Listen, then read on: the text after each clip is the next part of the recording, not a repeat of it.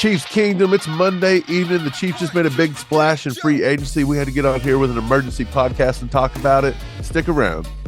What's happening, Chiefs Kingdom? Welcome back to All Chiefed Up. The Chiefs have made a splash in free agency. They went out and signed Jawaan Taylor, right tackle from the Jacksonville Jaguars, to a 4-year, $80 million contract with $60 million guaranteed. Mike, what's your initial feelings about this signing? I don't know what to think about it. On one hand, I like it. But on the other hand, I don't like it. I think I outweigh the don't. I think I'm with the negative here. He's played 1,095 snaps with the Jaguars, primarily at right tackle. He was tied for 27th in penalties last year, 7 penalties. He had 5 sacks, tied for 25th. Orlando Brown had 4. He had less penalties. I believe Orlando Brown had 6 penalties. I'm not for sure. Don't hold me to that. But either way, I don't feel like this is an upgrade. We all wanted an upgrade, and we're going to take a guy at right tackle, move him to left. This does not sound like an upgrade to me. No, it's definitely not an upgrade. It would be an upgrade if we were to keep him at right tackle, but for the money we signed him for, I just don't think that that's a possibility at this point. I think they're probably leaning towards using him at left tackle and kind of doing what they did with Orlando Brown when he first came in. Without it being an upgrade, I'm not really understanding the contract situation. I think Orlando Brown Jr. was looking to have around $100 million in 4 years, probably $25 million a year. We're paying him $80 million for 4 years, $60 million guaranteed. I feel like there could have been some common ground met with Orlando Brown Jr. and the Chiefs somewhere in the middle of that to make a deal happen. And it would only be like a few $1 million difference over the span of 4 years, as opposed to this guy who we have no idea. It's the big fat question mark, man. We know that he's a right tackle. He has not played on the left side. We know he's decent at pass blocking, but we know he's abysmal at run blocking. He had a PFF grade of like 39.4 out of 100 last season or something like that. So I don't know, man. I'm not real big on it right now, but I'm letting it marinate a little bit and hoping that I see some of the positive here. Maybe Brett Veach and crew see something we don't. Look, this guy's a right tackle. He plays right tackle. Switching him over to left tackle, you're going to run into the same exact things we ran into with Orlando Brown.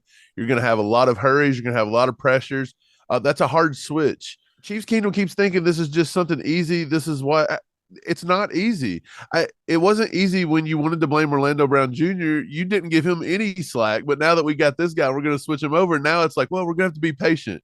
What do you mean? We only had Orlando Brown for 2 years, and in the second year, he won a Super Bowl. Going back to Jawaan Taylor, he was only rated by PFF as a right tackle, a 58.7 rating. And as you said, in a run blocking, 39.7.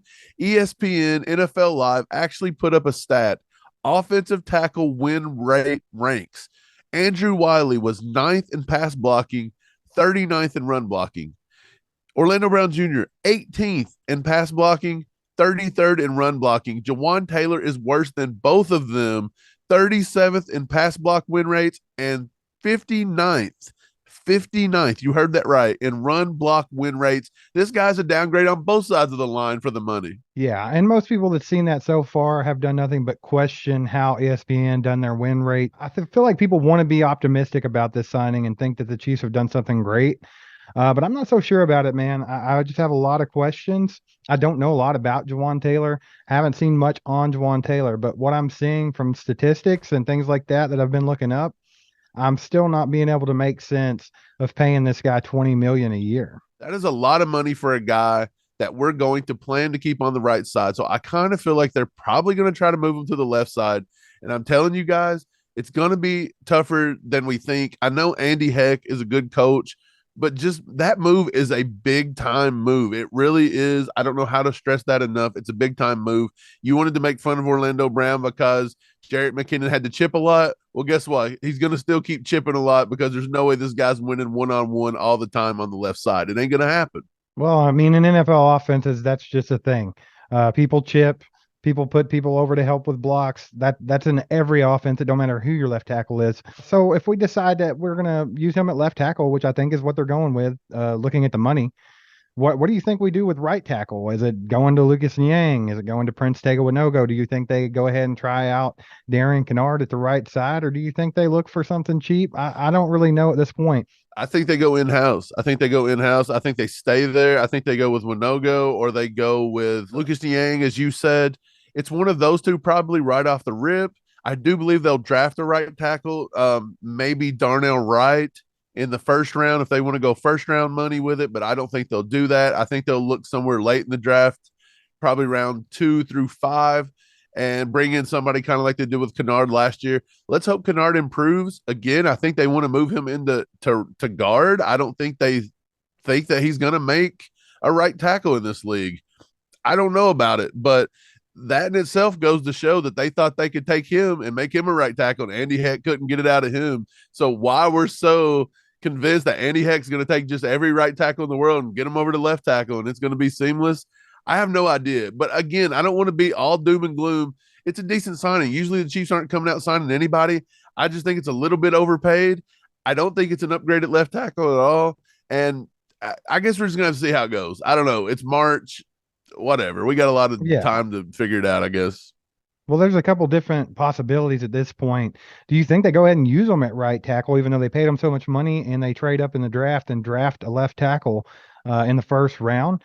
You think that could be a possibility? There's also rumors that PFF is still saying that they are in talks with the Texans over a trade for Laramie Tunsil. Do you think they pull the trigger on that as well and just have a really expensive offensive line? What do you think the possibilities are here, or do you think it's pretty much set that we paid this guy 20 million a year, so we're going to have to move him over to left tackle and use who we have in house on right tackle? That's a lot of money to pay a right tackle. Like you said, it's a lot of money to pay a right tackle. 60 million guaranteed. I feel like they want to move him to left at this point. I feel like, but at the same time, I do feel like this could be a insurance policy maybe in case they can't get something at left tackle. But what are they doing? Are they looking to the draft? Are they looking at maybe Anton Harrison from Oklahoma in round 1? If they can't get him, are they now going to say, well, we can move him to left tackle? You know, we signed Jawaan Taylor in the offseason. He can go to left tackle. I don't know what they're planning. The Tunsil trade to me looks like it's probably no go at this point, because how do you pay Laramie Tunsil and give up all these draft picks for it? I just don't see it happening. Going back to Jawaan Taylor, the one thing that really bothers me about Jawaan Taylor is that in his pass block sets, he runs 341 exact pass block sets. That's what PFF grades him. And he still had 13 hurries and 18 pressures.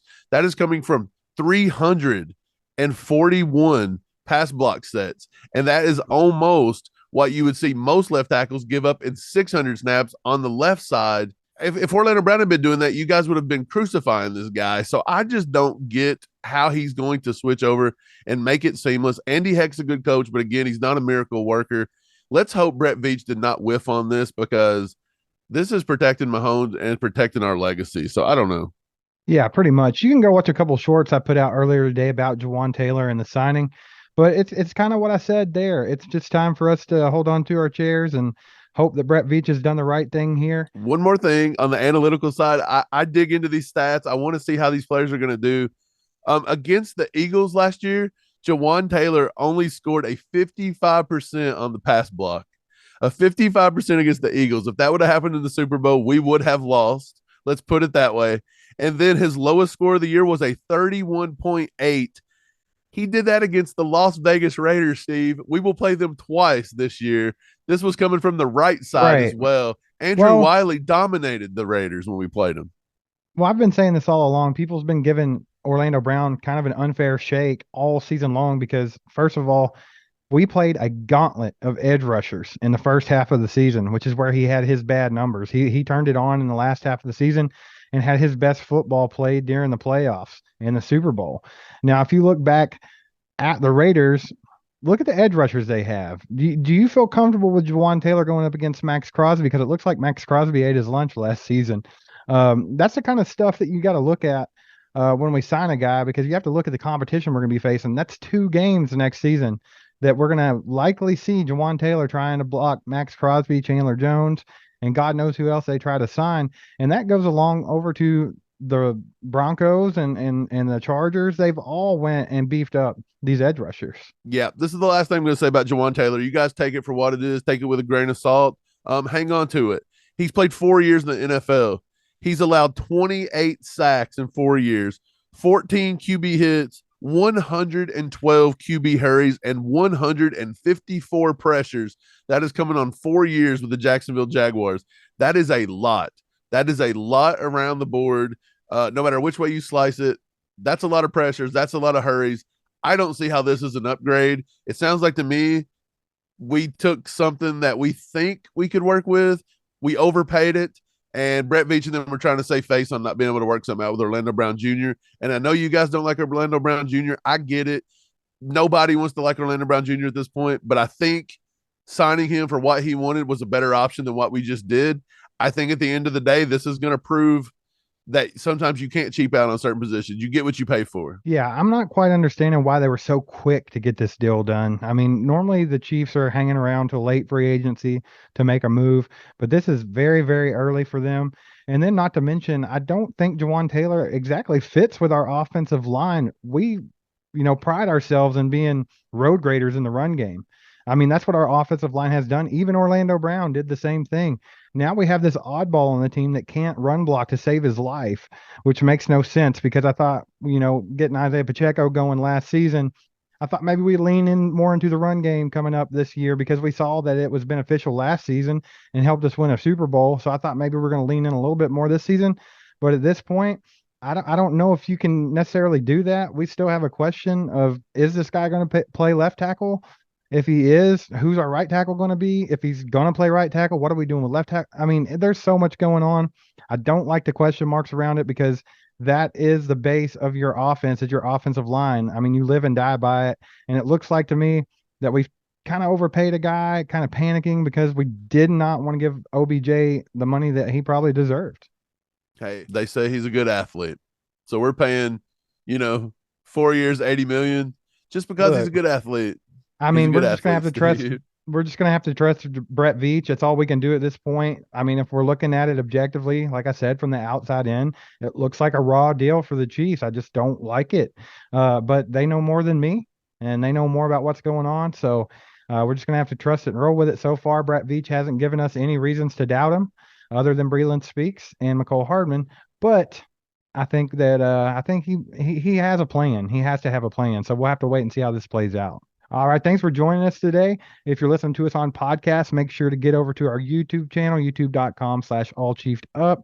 We'll be releasing this on video as well. You can check out all of our other videos while you're over there. Hit the like button, hit the subscribe button, get in the comments and talk to us about some football. And whatever platform you're listening to this podcast on right now, make sure to hit that 5-star review and write some kind words about All Chiefed Up in there. Anything left for Chiefs Kingdom today, Mike? Just let us know what you think about this signing, this Jawaan Taylor signing. Do you think he's going to play left tackle? You think he's going to make the switch, or is he going to stick at right tackle and we're still going to go after a left one? I'm curious to hear your guys' thoughts. So let us know in the comments below. Let us know on Twitter at All Chiefed Up. And that's going to wrap it up, man. We appreciate you guys.